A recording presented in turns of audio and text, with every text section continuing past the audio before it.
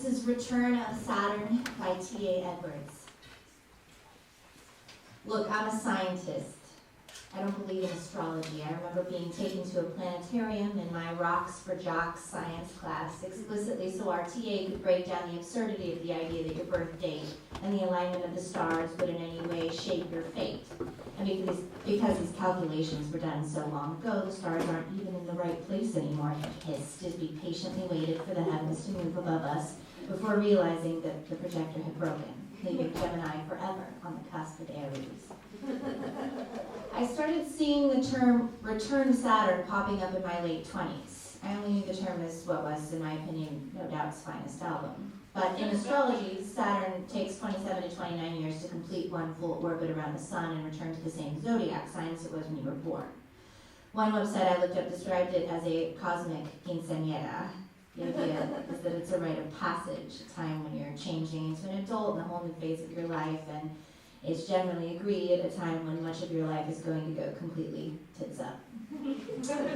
Every time I read or heard about a return of Saturn, I got a little annoyed, as if some distant planet is going to have an effect on my life, as if I wasn't in control. I've become very used to setting goals and meeting them. And armed with my new 5-year plan for ages 30 to 35, I was sure I was going to tick off those life milestones the way I had ticked off accomplishments on my college applications. And then when I was 29, this is what happened. In March, one of my uncles died in his sleep, leaving one side of the family grieving and bringing up old wounds that would never be resolved. Over the summer, I got brutally dumped, twice. Worked multiple 70-hour work weeks and realized I should really find a new job when I fell asleep in my parked car outside of my office. And then in October, my dad died. 3 days before I got the call, I had the strangest dream. I don't usually remember my dreams, and the ones I do remember, my parents aren't in them. But in this dream, we were walking around the house I grew up in, and he was showing me how he had fixed the place up. He stood in front of me and said, "This is your home, I want you to be comfortable," which I distinctly remember I thought was a weird thing for my dream dad to say. One thing we don't talk about much is the weird small things that get ruined for you when someone you love dies. For me, it's spinach dip. I had a baguette and a container of spinach dip in my hands and was about to walk through the door into a party when I felt my cell phone buzz.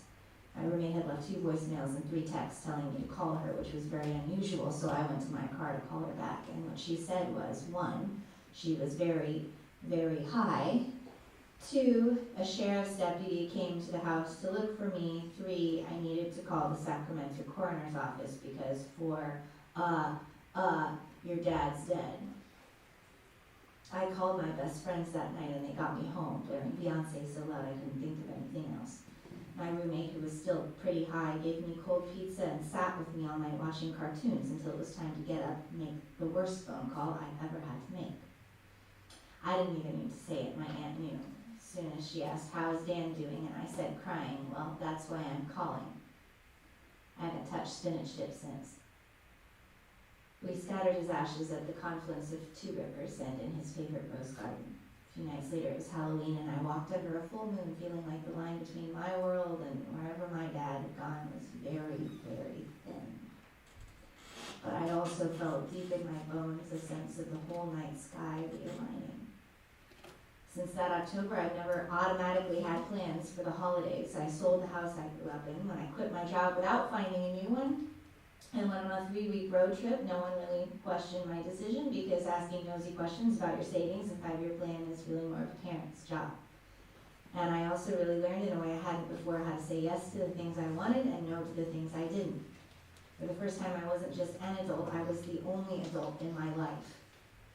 It's been almost 6 years now. I have moved many times, found a career, fallen in and out of love, adopted a dog, traveled all over the country, presented at conferences, and had a will and power of attorney made, which is some real adult shit right there, along with having to replace most of my carbs with kale.